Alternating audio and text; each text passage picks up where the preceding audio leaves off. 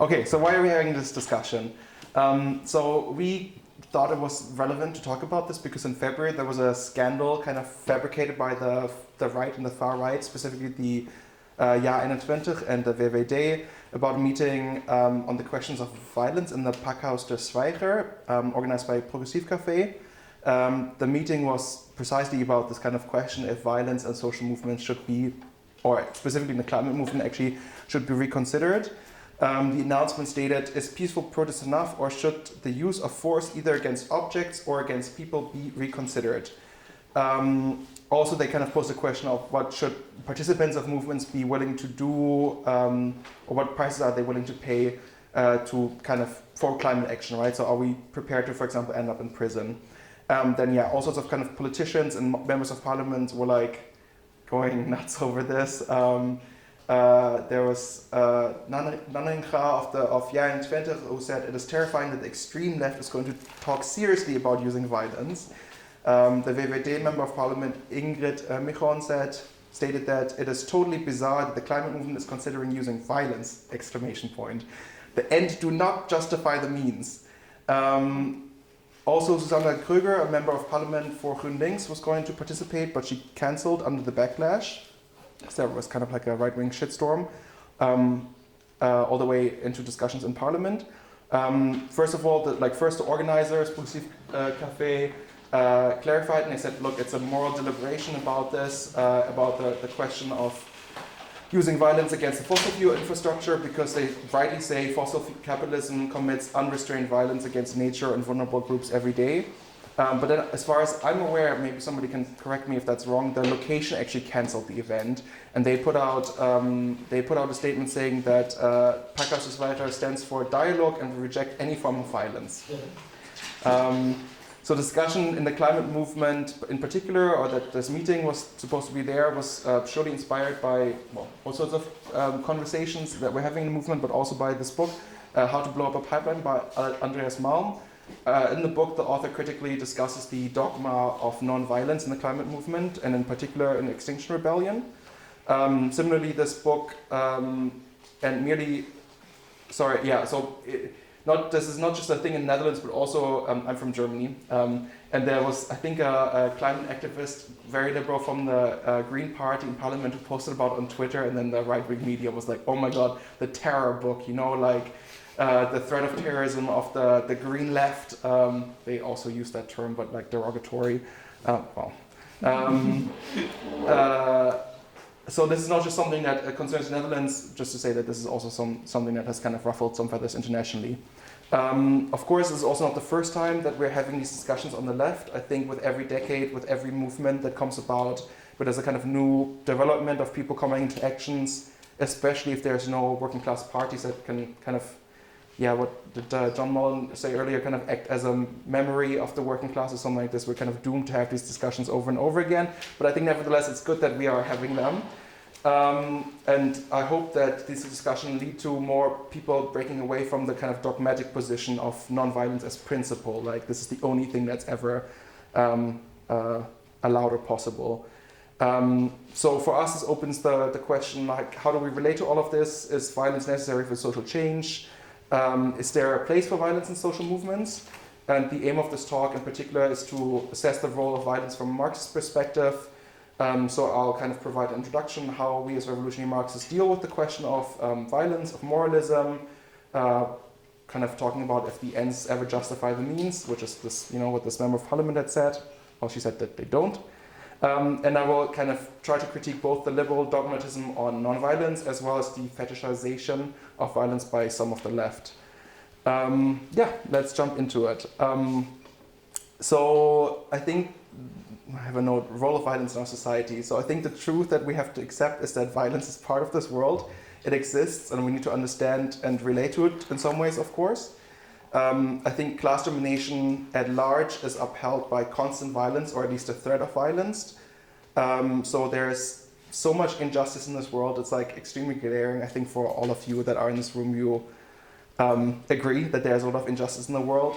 The fruit of the labor of the working class are constantly being stolen by us, by the mechanisms of capitalism, and the system isn't really able to convince people that their position at the bottom is kind of justified. So it needs all of these institutions like court, police, and army to maintain the dominance of the capitalist class. And of course, these institutions are kind of the threat of violence, right? So if you are homeless, but you sleep in an empty house, you can get evicted and thrown into a cage, like that's a threat of violence to you, right? There's some asshole with a gun who's going to come and like arrest you. Same if you're hungry and struggling to feed yourself and you go to Albert Heijn, the supermarket here, and you start eating, there will be bad things happening to you, right? There's this constant kind of threat of violence that runs from the top down in society. And as soon as we start fighting back, I think this is kind of when the system starts being like, oh my God, you're using violence. But also on a much like more global scale, Karl Marx was saying that capitalism is dripping in blood and dirt from every pore. So specifically when we look at colonialism, the ongoing like brutal realities of it throughout the world, and the impact that it's still having on many people in the global south are incredibly violent. There's all of these like consequences of malnutrition of people on the planet, people starving, even though we have enough to feed everyone. That is violence, right? Like it's a choice to not feed these people because it would inhibit the ability of the capitalist class to make profits. Yeah, so I think I made the case clear that there's a lot of violence in capitalism, right? And also, of course, now we have like the threat of mass extinction due to climate change, also caused by capitalism. Yeah, I think this experience is what drives, or this kind of realization is what drives a lot of people into the struggle and into like becoming politically active, and it radicalizes people. So yeah, we need to relate to these things somehow. So how did the climate movement get caught up in the crossfire over this kind of like violence over non-violence discussion? I think, yeah, this is kind of connected to XR, so Extinction Rebellion, a really important activist group on climate activism that I think a lot of us have participated in the past and relate to in many positive ways, but I think that doesn't necessarily mean that we can't criticize anything, because I think the founders of XR have really attempted to enshrine an ideology of non-violence as a principle in the organization. I remember an XR presentation, I think it was probably in 2019 in Groningen, where they kind of presented their ideology and tactical groundworks of the movement. And like the whole presentation was like peppered with quotes of John Lennon and Gandhi and Martin Luther King. And it was also like done at a meeting of the Groningen Feminist Network, and then awkwardly people were raising the point of like, weren't Gandhi and John Lennon like really misogynistic? And then it was just like, oh, maybe, we don't know about this. Anyways, this is a little side story. But it was kind of like a read the room situation, you know, where I was like, oh. Yeah, just to say that there's this kind of like this, there's this mantra, right? You like, of like just mentioning Gandhi, John Lennon, Martin Luther King, now like, yeah, pacifism. So there was this high focus on nonviolent civil disobedience, especially in the beginning. There was a focus on really getting arrested to kind of sway public opinion. And they were also presenting this idea that you only need 3.5% of the population, I think, to successfully change society, which is based on some research. I will talk about it in a bit. So the founder, Roger Helen, which I think by now has been expelled from XR actually over some like anti-Semitism claims. There's this like lengthy quote of him, which I will read because I think it's interesting. So he says, violence is a traditional method. It is brilliant at getting attention and creating chaos and disruption, but is often disastrous when it comes to creating progressive change. Violence destroys democracy and the relationships with its opponents, which are vital to creating peaceful outcomes to social conflict. The social science is totally clear on this. Social science. Violence does not optimize the change of successful progressive outcomes. In fact, it almost always leads to fascism and authoritarianism. The social science, I mean, this is really poverty of analysis. It's like, because there's like violence in a social movement, all of a sudden like fascism just kind of jumps out of this movement, and like, so like what if like climate activists start like picking up violent means, then all of a sudden the climate movement will turn into a fascist movement? I don't know, like I think this is a really like strange quote. Not to say that a movement is necessarily attached to the kind of founders, but I think it says a little bit about like the kind of ideological undercurrents where some of these arguments are coming from. And specifically, the founders were basing it on research by Erica Chenoweth and Maria Stefan, who are social researchers, and they were asserting that non-violence makes movements easier to join, and principally more successful. And I do think that non-violence makes movements easier to join, but they kind of applied this skewed lens of what makes a movement successful and what it means that it fails.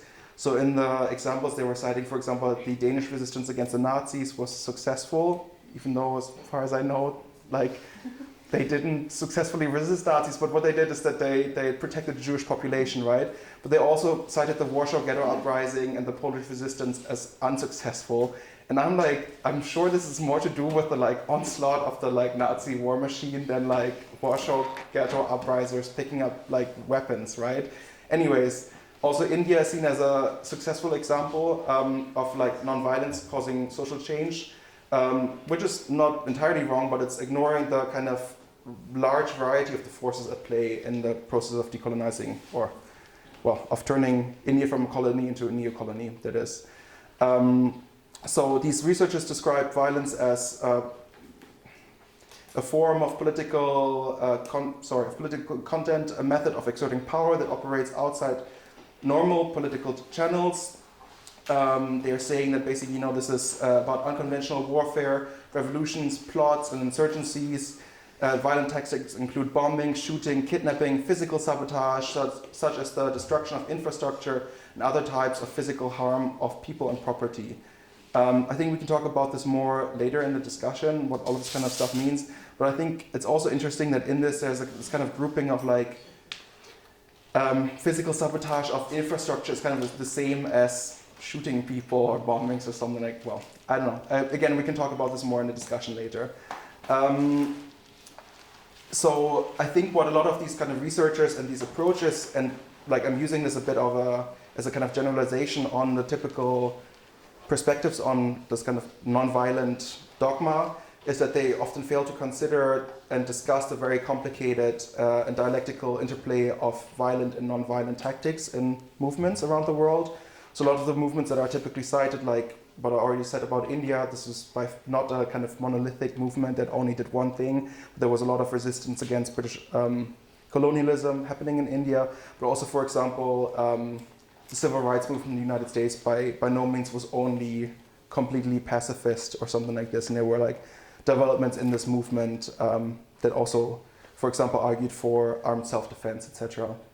And Andreas Malm, the author of How to Blow Up a Pipeline, criticizes this successfully. He emphasizes the historical role of violence in many movements for liberation and for social change. He highlights, for example, the Haitian Revolution as a powerful example where enslaved people fought violently against colonial oppressors or colonial powers.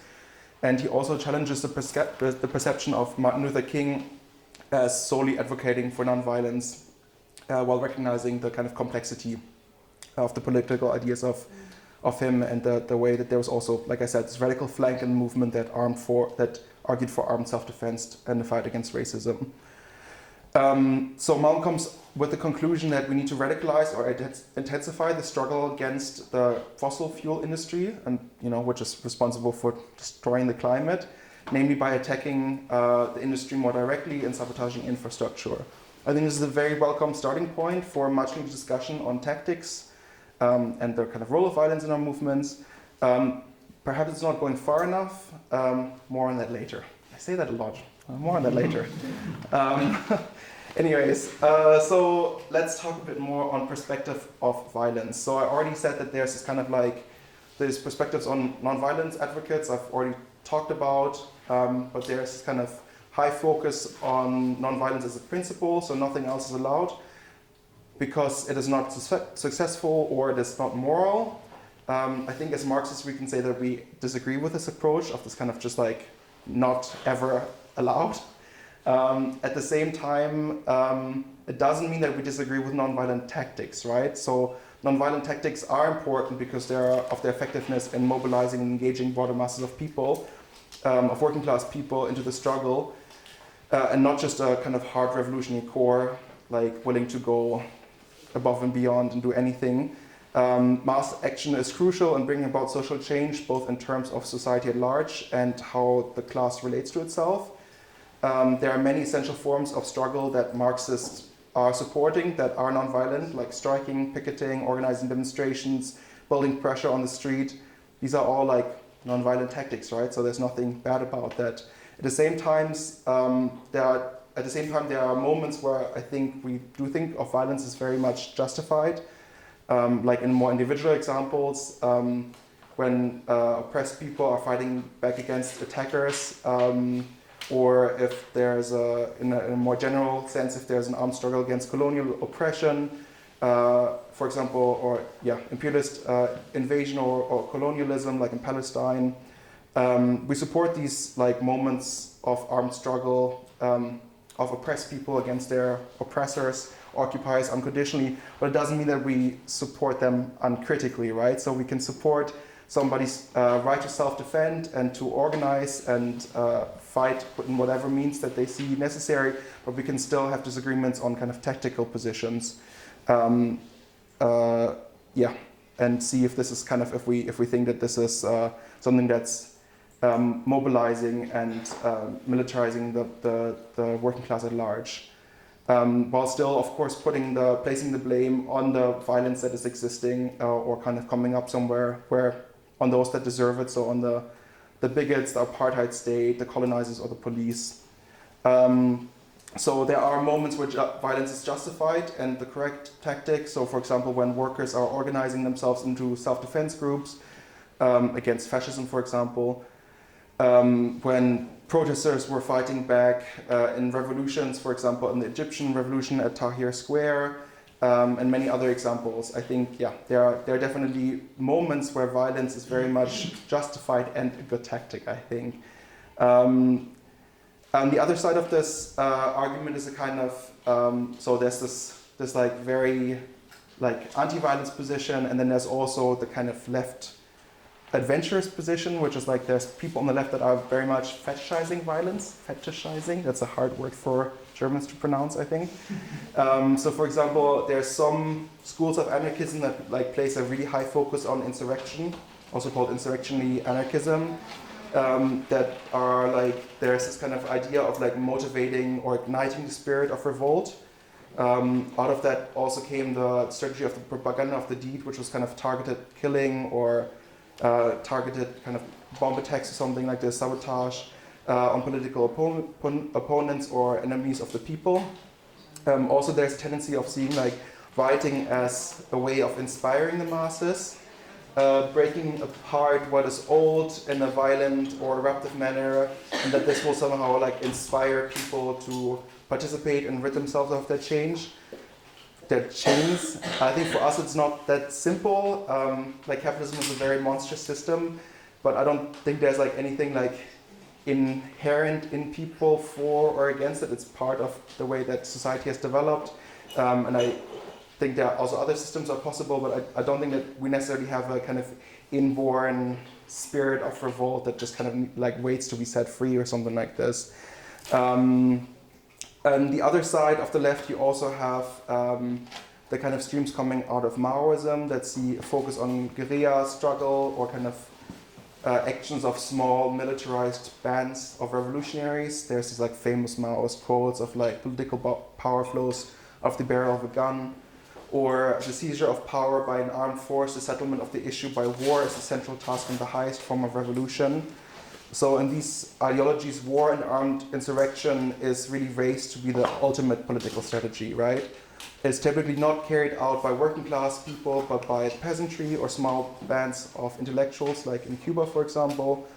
In Cuba, you saw a small group of armed guerrilla fighters around Castro and Che seizing state power without actually any working class involvement. So rather than millions of people becoming activated in the process to fight the old order and reorganize their lives in society, you have a small revolutionary groups kind of substituting mass activity, right? So rather than millions of people becoming active, it is that these kind of groups place themselves in some ways over the masses or in substituting the action of the masses. You can also see this in the kind of examples of the German Red Army faction, the kind of left terrorist group. And what you can see in these instances often is that you're really leaving yourself open for an incredibly high concentration of of state repression, you don't have a broad working class movement protecting you. So even if you have the best intentions and the best kind of ideas, good ideas about what your actions will bring, you're incredibly vulnerable for the state to crush you. And also, of course, these tactics can alienate people from the struggle if they're kind of applied at the wrong moment in the class struggle. So specifically with individual terror and propaganda of the deed, there's also this idea that, well, you can kind of, I guess, punish the state or like take out the worst political actors or whatever. But I think that's also skewed perception of the capitalist state, because of course they will typically just replace the people like working for the state and working for the system with other people. So it doesn't really bring masses of people into action. It actually deters workers from being involved in activity and then self-liberating. I have 10 minutes left? Should be fine. So how do we assess what tactics are justified?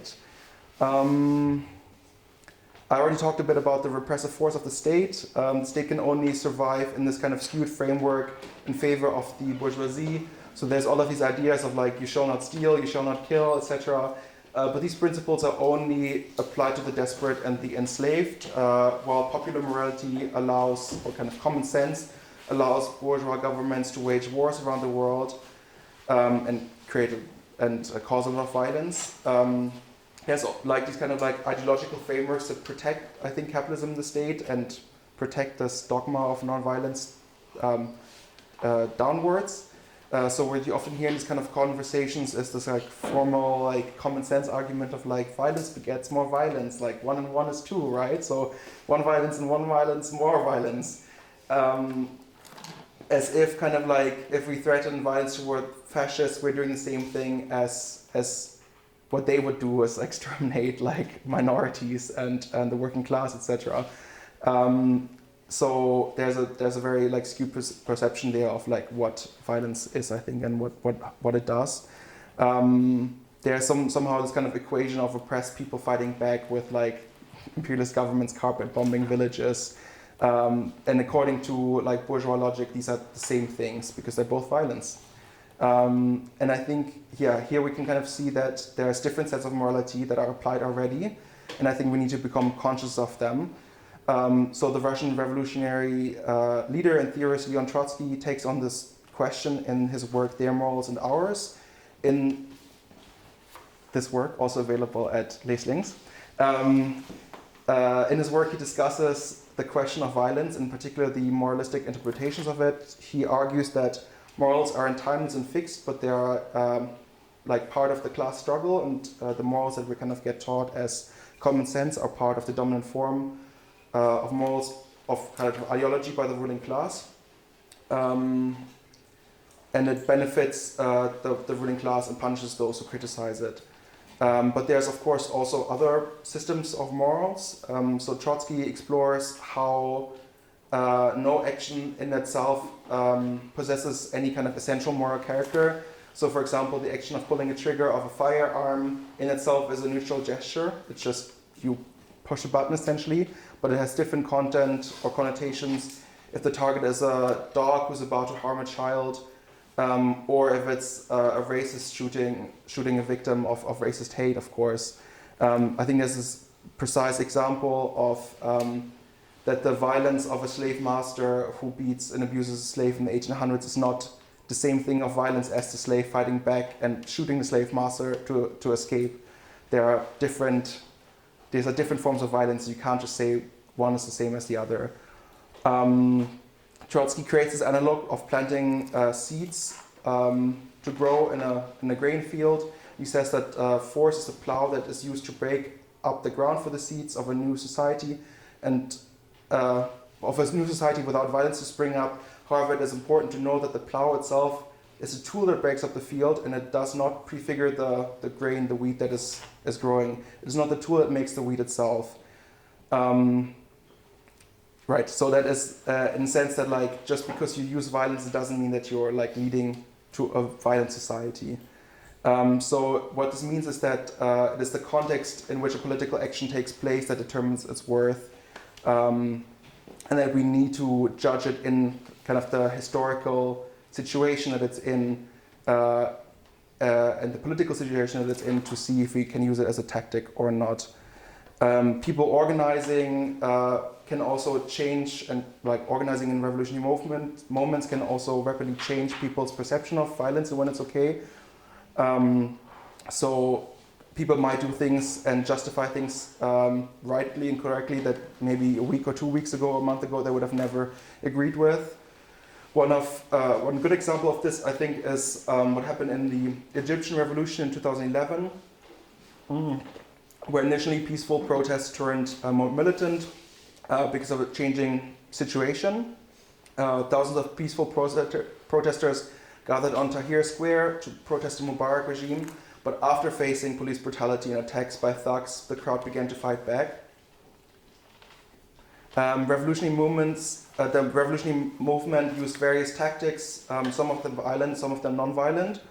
The protesters kind of were defending the Tahrir Square as a symbol of revolution, also as a kind of center of revolutionary activity. Even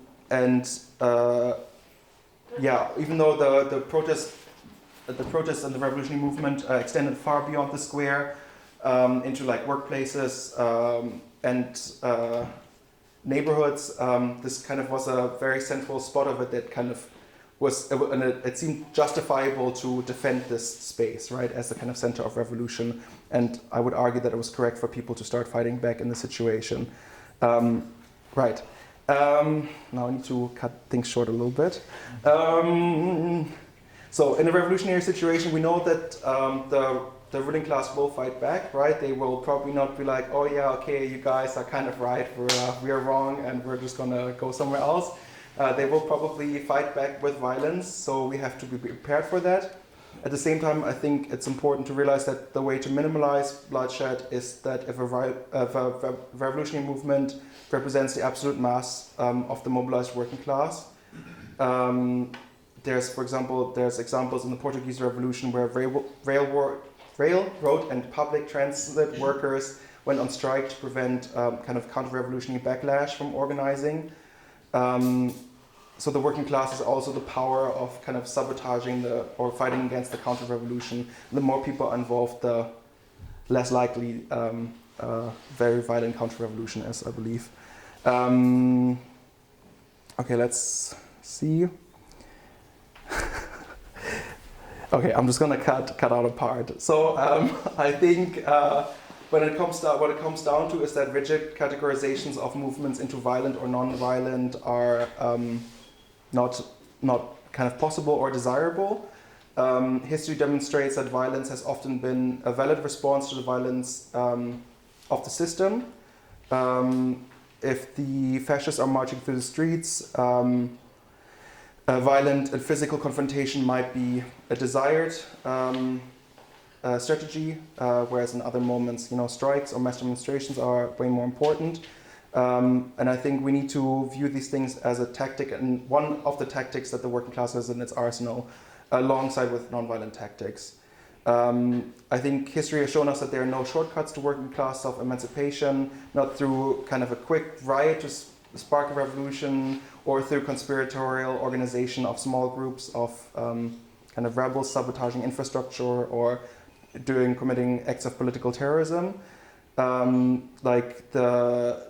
Any kind of revolutionary movement needs to be grounded in the mass of workers in the working class, and needs the support of the whole working class. And as revolutionary workers have to be involved in the process of collective struggle in order to learn lessons, to become bigger, and eventually to seize power themselves. We cannot and do not want to do this work alone. We need people who want to become activists, and activists who want to become leaders in the struggle. So that's why all of you, if you're not organized yet, should definitely consider joining the International Socialists. A little plug at the end. And I think I made it just in time. Hey.